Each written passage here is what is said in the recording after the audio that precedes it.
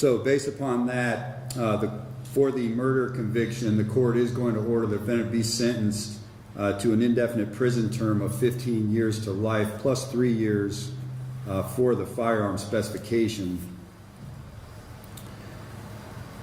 For the kidnapping offense, the court is going to order the defendant be sentenced to an indefinite prison term of 3 to 4.5 years in prison plus 3 years for the firearm specification. I am going to order that the indefinite prison term for the kidnapping offense run concurrently with the indefinite prison term for the murder offense. However, under Ohio Revised Code section 2929.14b1g, the 3-year prison term for the firearm specification attached to the kidnapping offense must run consecutively to the 3-year prison term for the firearm specification attached to the murder offense. Therefore, the defendant's total indefinite prison term will be 15 years to life plus a consecutive 3 years for the firearm specification attached to the murder offense and a consecutive 3 years for the firearm specification attached to the kidnapping offense. In legal terms, the defendant's aggregate indefinite prison term is therefore 15 years to life in prison plus 6 years for the 2 firearm specifications. In practical terms, the defendant's aggregate indefinite prison term is 21 years to life in prison. The defendant will receive jail time credit from January 14th to February 2nd, which is 19 days. With respect to the kidnapping offense, there is a presumption that the defendant will be released from prison upon the expiration of the lower end number, which is 3 years, but 6 years due to the firearm specification, or on the defendant's presumptive earned early release date, whichever is earlier.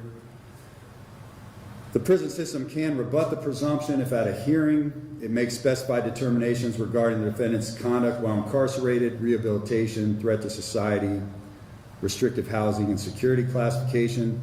If the prison system makes these specified determinations and rebuts the presumption, it may continue the defendant's incarceration beyond the expiration of the lower end number or presumptive earned early release date for a length of time that it determines to be reasonable.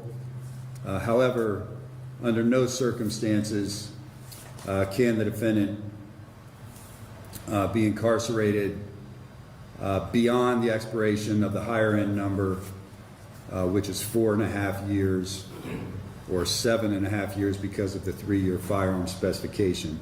And again, that only pertains to the kidnapping offense.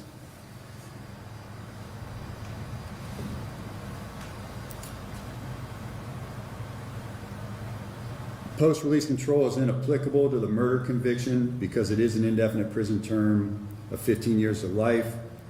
However, for purposes of the kidnapping conviction, I do need to notify the defendant that upon your release from prison, you would be placed on a mandatory term of post-release control. That would be for a period of time up to 5 years, but not less than 2 years.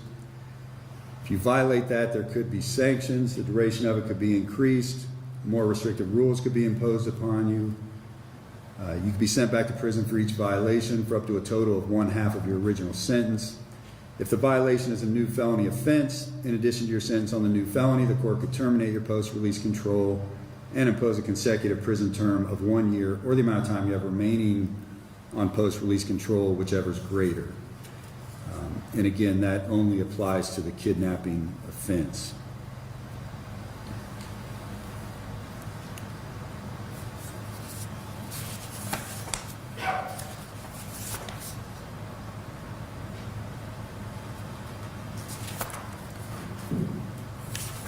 All that to say that the defendant's aggregate prison term will be 21 years to life in prison. Again, the court has no discretion to increase that or decrease it in any way. That is the statutory penalty for these offenses.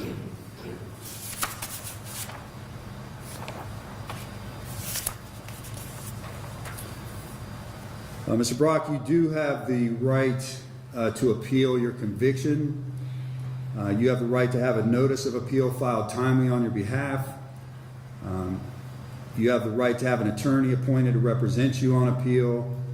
If you cannot afford to retain an attorney, the court will appoint one to you at no cost. If you don't have the means to secure the documents necessary to perfect your appeal, the court will provide those documents to you at no cost. Was there anything else from the state? No, Your Honor. Thank you. From the defense? The issue came up on Friday. We believe this may be a case where appellate bond is warranted for many reasons. Main one, usually in a case like this, it wouldn't be appropriate given the magnitude of the charge. But given where he is in life, his health conditions, we would ask the court to continue to develop his bond as we're supposed to through this case. We have 3 witnesses in that regard, if the court would be interested in hearing some other facts about him, his character outside of things we heard at the trial.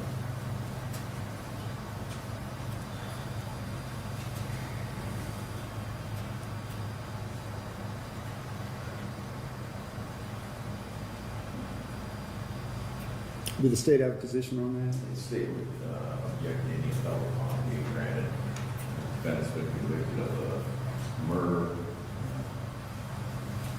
Your Honor, justice delayed, sometimes justice denied. In this case, the family's waited almost 2 years to get to this point of allowing the defendant to remain free on bond would re-victimize that family after they've seen this through.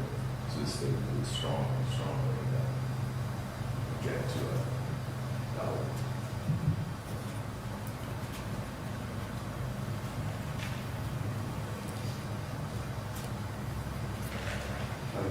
Sure. The factors are whether or not he's at risk of flight. Clearly he's not. When you look to ties in the community, he's lived here his entire life. His occupation in the community, his involvement with church activities and other organizations in the community. For risk of flight, those are the factors you look at. Clearly he was out on bond and free flight.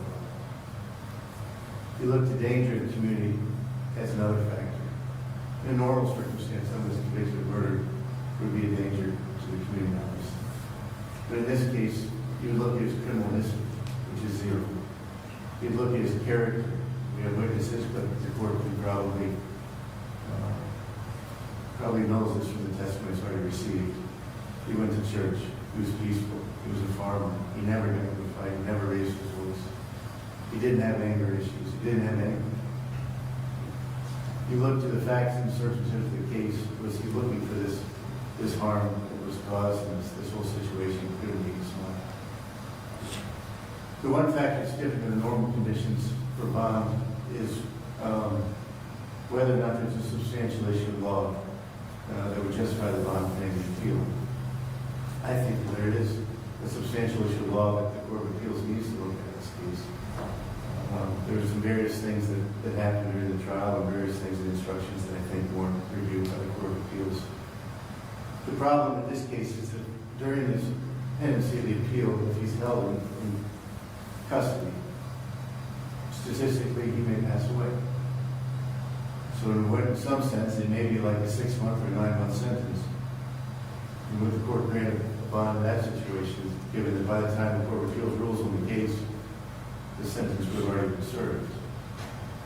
Literally, his sentence might be served before the Court of Appeals rules. But we're not delaying justice in any respect. He has a right to appeal, and the appellate court has to hear this case, and so there's no delay of justice that's going to happen. I don't think anyone sits any better or worse whether he's home with his family or whether he's sitting in jail, waiting simply to die or the Court of Appeals to rule. I just think it's appropriate in this case. This case is not a normal case. It really isn't. He's not a normal defendant. And the fact scenario is just so unique. And I would propose that it had the scammer showed up the way he told the police he would on that day, he would have been charged with this murder. And Bill Bruck may not have been charged. It's speculation, but my point is, this case is unique on the facts. And that's the court's strongly consider. If the court required extra money or property to put up, there's people in the back here that would gladly sign up for whatever if money be increased, but he's not. Thank you. Anything else from the state? No, I think that the state believes that the circumstances are in fact quite different from Mr. Clark at this point. And that prior to this, he was not a convicted murderer. At this point, he is. And based on that, any appeal should be done while he is incarcerated.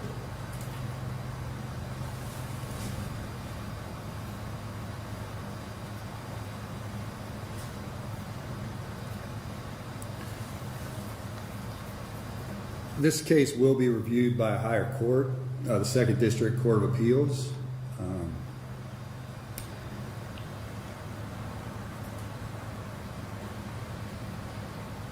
Please don't misconstrue my statement as being arrogant.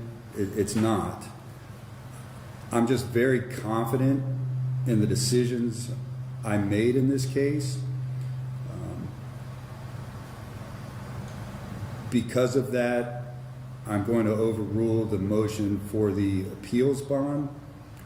But with that being said, I know counsel understands this, but for the benefit of the community, the court having overruled that motion, the defense, upon appeal, can request an appeals bond from the Court of Appeals. And if they believe that there's an issue, an appellate issue in this case,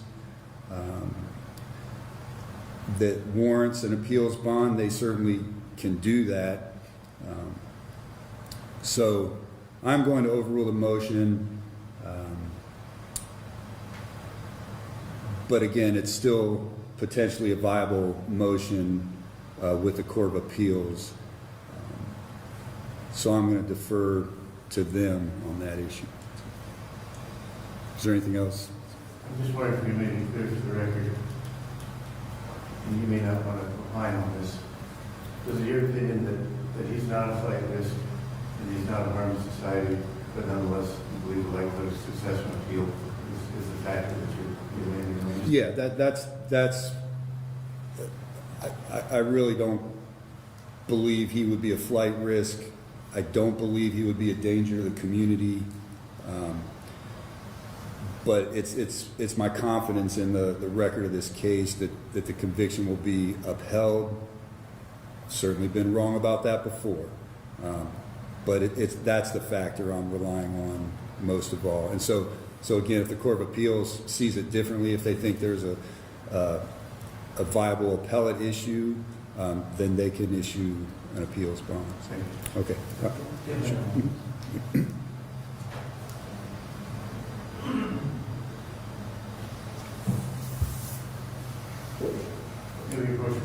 Sure.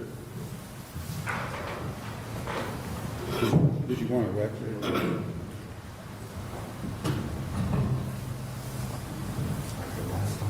I know that's what's